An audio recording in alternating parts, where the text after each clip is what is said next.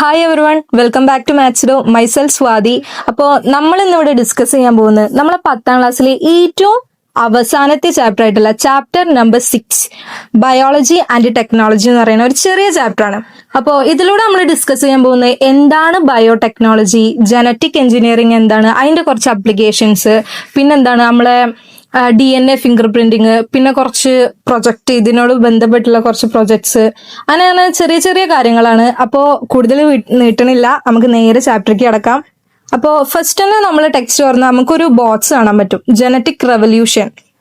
അപ്പോൾ ഇതിലെന്താണെന്ന് വെച്ചാൽ കുറച്ചൊരു 3 എക്സാമ്പിൾസ് കൊടുത്തിട്ടുണ്ട്. അതായത് എത്രത്തോളം ടെക്നോളജി, ബയോടെക്നോളജി നമ്മളുടെ ലൈഫിൽ, നമ്മളെ ഹ്യൂമൻ ലൈഫിൽ എത്രത്തോളം ഇങ്ങനെ ഇൻവോൾവ് ആയിക്കൊണ്ടിരിക്കുകയാണ് എന്നുള്ളതിൻ്റെ ഒരു 3 എക്സാമ്പിൾസ് ആണ് കൊടുത്തിരിക്കണേ. അതിൽ ഫസ്റ്റ് തന്നെ പറയണത് എന്താ വെച്ച് കഴിഞ്ഞാൽ ആർട്ടിഫിഷ്യൽ മീറ്റ്.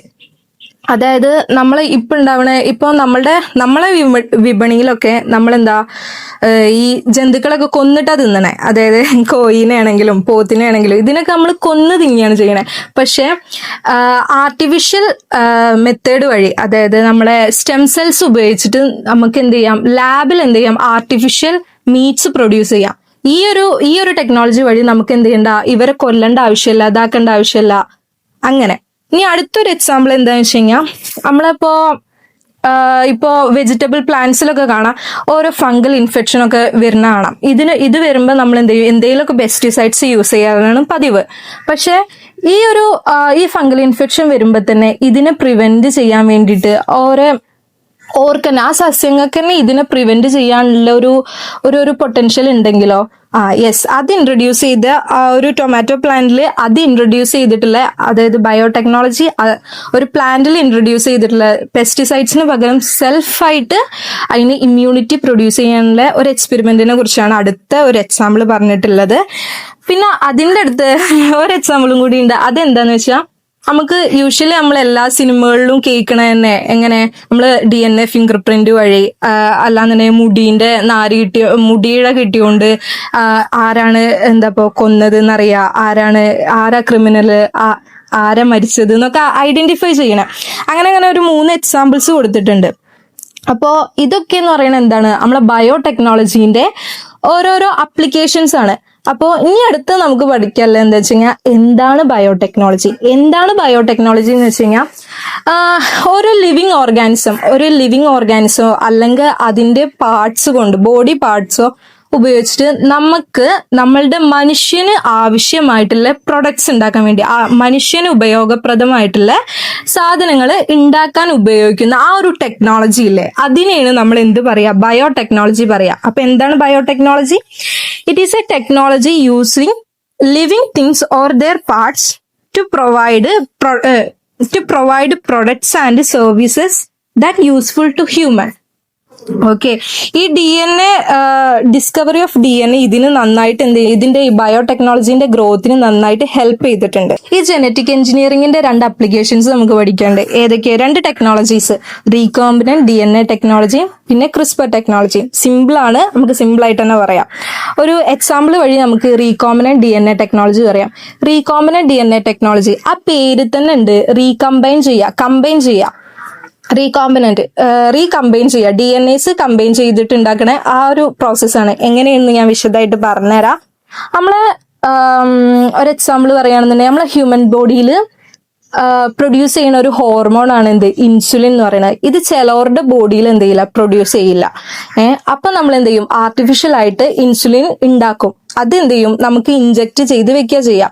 അപ്പോൾ എങ്ങനെയാണ് ഈ ആർട്ടിഫിഷ്യൽ ആയിട്ട് ഇൻസുലിൻ ഉണ്ടാക്കണമെന്ന് വെച്ച് കഴിഞ്ഞാൽ, നമ്മളെ ഹ്യൂമൻ DNA ഈ ആർട്ടിഫിഷ്യൽ ആയിട്ട് ഇൻസുലിൻ പ്രൊഡ്യൂസ് ചെയ്യുന്ന ആ ഒരു ജീൻ ഉണ്ടാവില്ലേ, ഇതിലെന്ത് ചെയ്യും, കറക്റ്റ് നോട്ട് എഴുതി വെച്ചിട്ടുണ്ടാവും എങ്ങനെയാണ് പ്രൊഡ്യൂസ് ചെയ്യേണ്ടത്.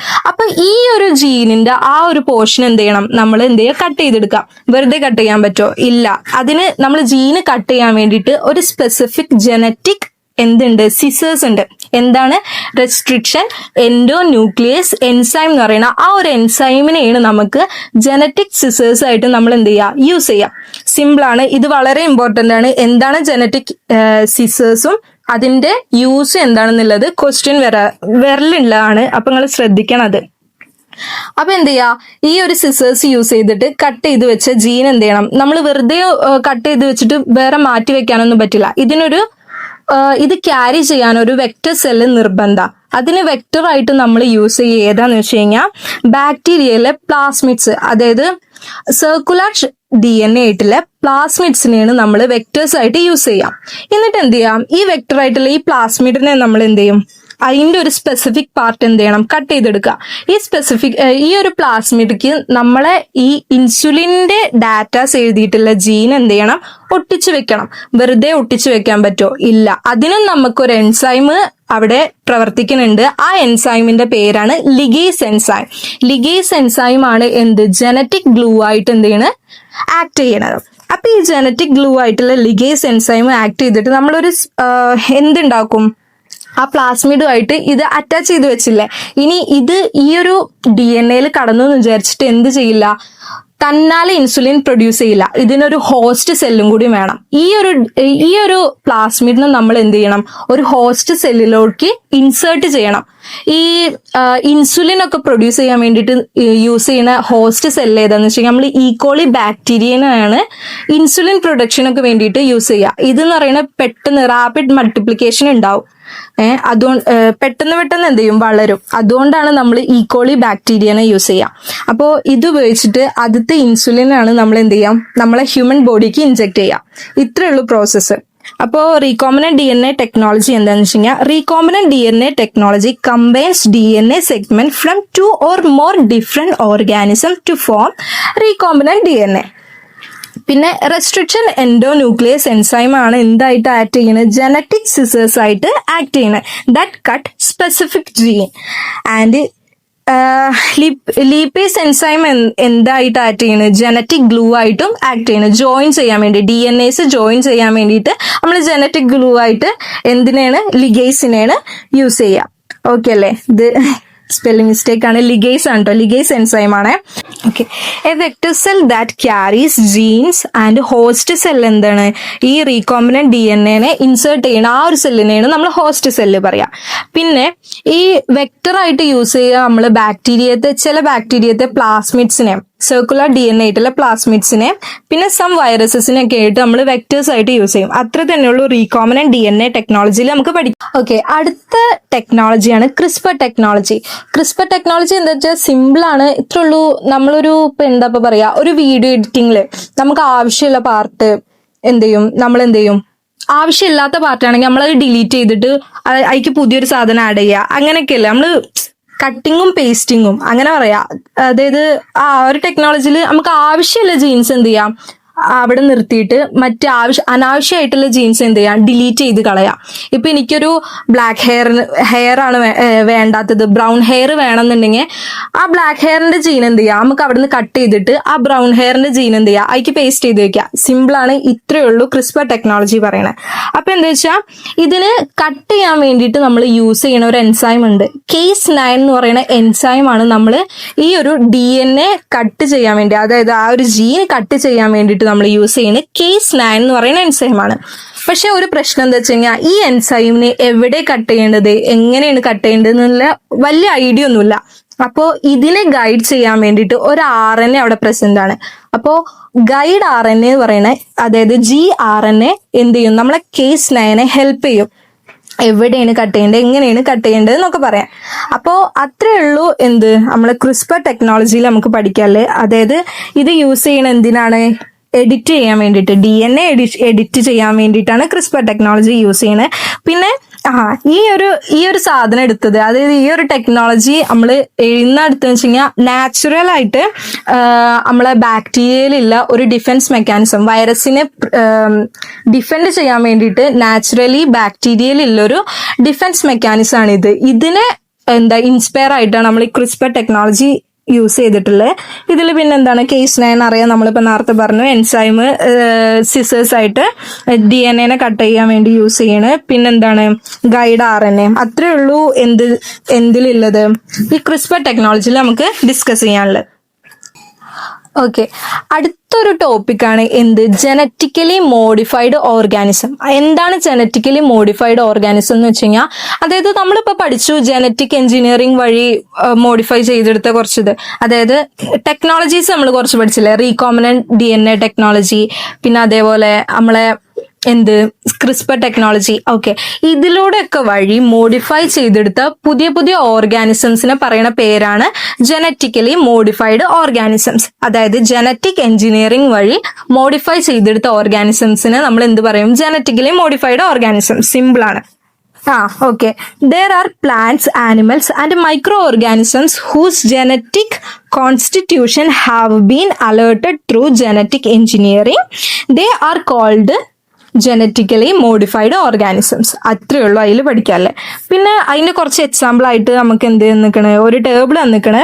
അതായത് പ്ലാന്റ്സിന്റെ പ്ലാന്റ്സിൽ പെസ്റ്റ് റെസിസ്റ്റൻസിന് നമ്മൾ എന്ത് ചെയ്യും, മോഡിഫൈ ചെയ്തെടുത്ത ഇതെന്താന്ന് വെച്ച് കഴിഞ്ഞാൽ BT കോട്ടൺ നമ്മൾ മോഡിഫൈ ചെയ്തെടുക്കണം, പെസ്റ്റ് റെസിസ്റ്റന്റ്. പിന്നെ വീഡ് സൈഡ് റെസിസ്റ്റൻസിന് സോയാബീന്, പിന്നെ ന്യൂട്രിയൻ എൻറിച്ച്ഡിന് ഗോൾഡൻ റൈസ്, പിന്നെ വൈറസ് റെസിസ്റ്റൻസിന് എന്ത് ചെയ്തിക്കണം, നമ്മളെ RSV റെസിസ്റ്റന്റ് പപ്പായാസ് ഒക്കെ. പിന്നെ ആനിമൽസിന്റെ കേസിലാണെങ്കിൽ ഫാസ്റ്റ് ഗ്രോത്തിന്, ഡിസീസ് റെസിസ്റ്റൻസിന്, ഹൈ പ്രൊഡക്ടിവിറ്റിക്കൊക്കെ സാൽമൺ ഫിഷ് അങ്ങനെ.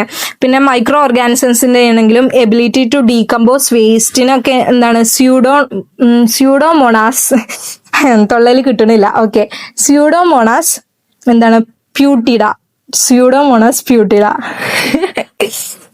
ഓക്കെ, അതിന്. പിന്നെ ഇൻസുലിൻ പ്രൊഡക്ഷന് വേണ്ടി നമ്മൾ നേരത്തെ ഡിസ്കസ് ചെയ്തു എന്താണ്, ഈക്കോളി ബാക്ടീരിയ. പിന്നെ ബേക്കേഴ്സ് ഈസ്റ്റ് ആയിട്ടുള്ള ഫെർമെന്റേഷൻ എബിലിറ്റിക്ക് വേണ്ടിയിട്ട് ബേക്കേഴ്സ് ഈസ്റ്റ്. അങ്ങനെ കുറച്ച് ഓർഗാനിസത്തിന് നമ്മൾ ജനറ്റിക്കലി മോഡിഫൈഡ് ആയിക്കണം. അത്രയുള്ള അതിൽ പഠിക്കാല്ലേ. അടുത്തൊരു ടോപ്പിക്കാണ് ഹ്യൂമൻ ജീനോം പ്രൊജക്ട്. അപ്പോൾ ഈ ഹ്യൂമൻ ജീനോം പ്രൊജക്ട് എന്താന്ന് വെച്ച് കഴിഞ്ഞാൽ, അതായത് നമ്മളെ ജീനോംസിലുള്ള എൻ്റെയർ ആ ഒരു ജീനിനെ കുറിച്ച് പഠിക്കാൻ വേണ്ടിയിട്ട് ഇൻവെന്റ് ചെയ്തിട്ടുള്ള ഒരു പ്രൊജക്റ്റാണ് ഹ്യൂമൻ ജീനോം പ്രൊജക്ട്. അപ്പോൾ ഇത് എന്നാ തുടങ്ങിയെന്ന് വെച്ച് കഴിഞ്ഞാൽ 1990കളിൽ തുടങ്ങി ആൻഡ് സക്സസ്ഫുള്ളി കംപ്ലീറ്റഡ് ഇപ്പോൾ 2003 ഇത് സക്സസ്ഫുള്ളി കംപ്ലീറ്റ് ആക്കിയത്. അപ്പോൾ ഇതിന്റെ അൾട്ടിമേറ്റ് ഗോൾ എന്താന്ന് വെച്ച് കഴിഞ്ഞാൽ, understanding the information in the human ജീനോംസിലുള്ള ആ ഒരു ജീൻസിനെ കുറിച്ചുള്ള കംപ്ലീറ്റ് ഇൻഫോർമേഷൻസിന് മനസ്സിലാക്കാൻ വേണ്ടിയിട്ടാണ് ഈ ഒരു പ്രൊജക്ട് നമ്മൾ ഇനിഷ്യേറ്റ് ചെയ്തിട്ടുള്ളത്. അത്രേ ഉള്ളൂ. പിന്നെ ജീൻസ്, ഇതിൽ കുറച്ച് പോയിന്റ്സ് പറയാം. ജീൻസ് കൺട്രോൾ അവർ ക്യാരക്ടറിസ്റ്റിക്സ് ആൻഡ് ആക്ടിവിറ്റീസ്, എല്ലാവർക്കും അറിയുന്നതാണ്. പിന്നെ genome is a sum of, എന്താണ് ജീനോം എന്ന് വെച്ച് കഴിഞ്ഞാൽ, നമ്മളെ ജനറ്റിക് മെറ്റീരിയൽ, നമ്മളെ ഓർഗാനിസത്തിലുള്ള ജനറ്റിക് മെറ്റീരിയലിന്റെ അതിന്റെ എല്ലാത്തിന്റെയും സം ടോട്ടലിനെ പറയുന്ന പേരാണ് genome. Okay, genome is the sum total of all genetic material in an organism.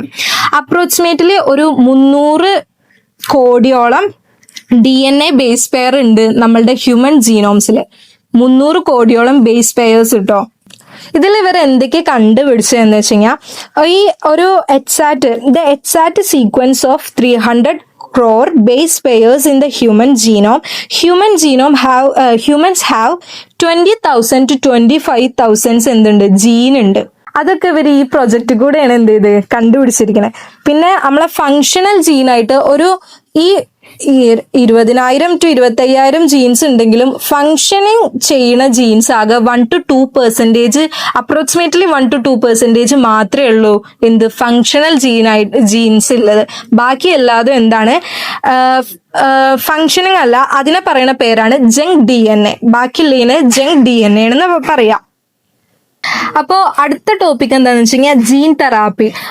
ഇതൊരു ട്രീറ്റ്മെന്റ് മെത്തേഡാണ്. അതായത് നമ്മൾ ഡിഫക്റ്റീവ് ആയിട്ടുള്ള ജീൻസ് ഉണ്ടല്ലോ, ഇതിനെ ഒഴിവാക്കിയിട്ട് പുതിയ ഫങ്ഷണൽ ജീൻസിനെ ആഡ് ചെയ്യണം.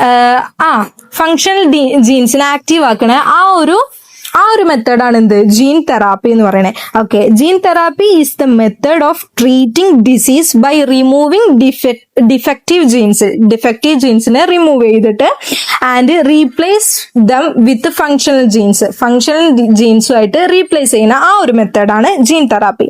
And this treatment method can be described as gene therapy or stem cell therapy എന്നും ഇതിനെ വിളിക്കും.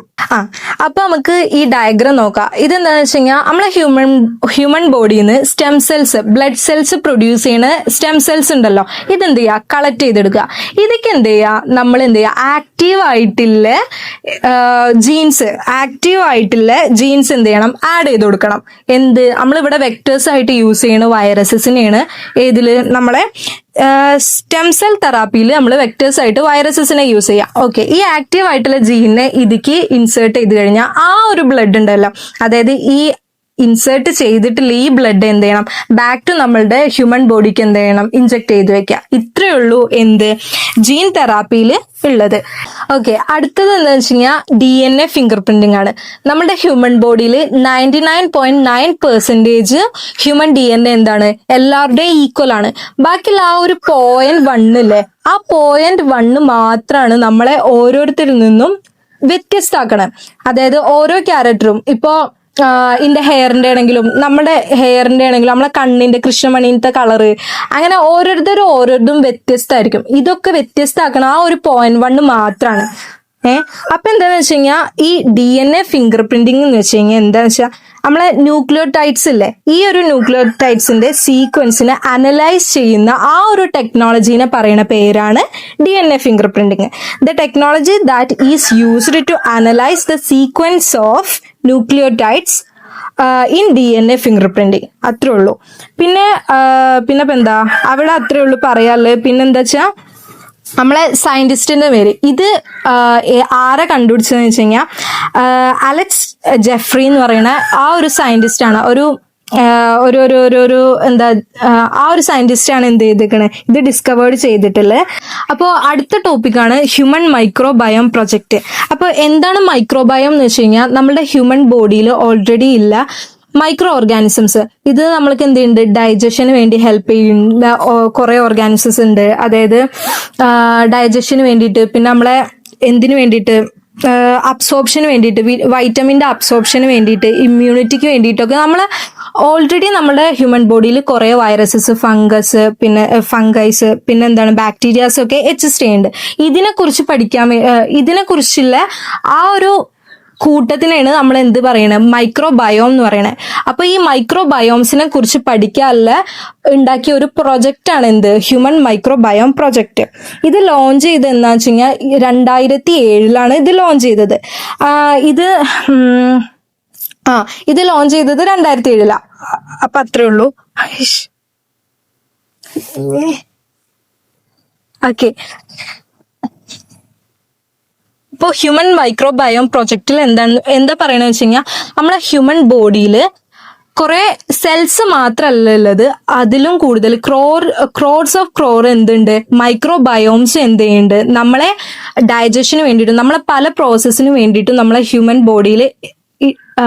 ബോഡിയിൽ നടക്കുന്ന പല പ്രോസസ്സിന് വേണ്ടിയിട്ടും നമ്മളെ ഹെൽപ്പ് ചെയ്യുന്നുണ്ട് എന്നാണ് ഈ ഒരു പ്രൊജക്റ്റ് കൂടെ പറയുന്നത്.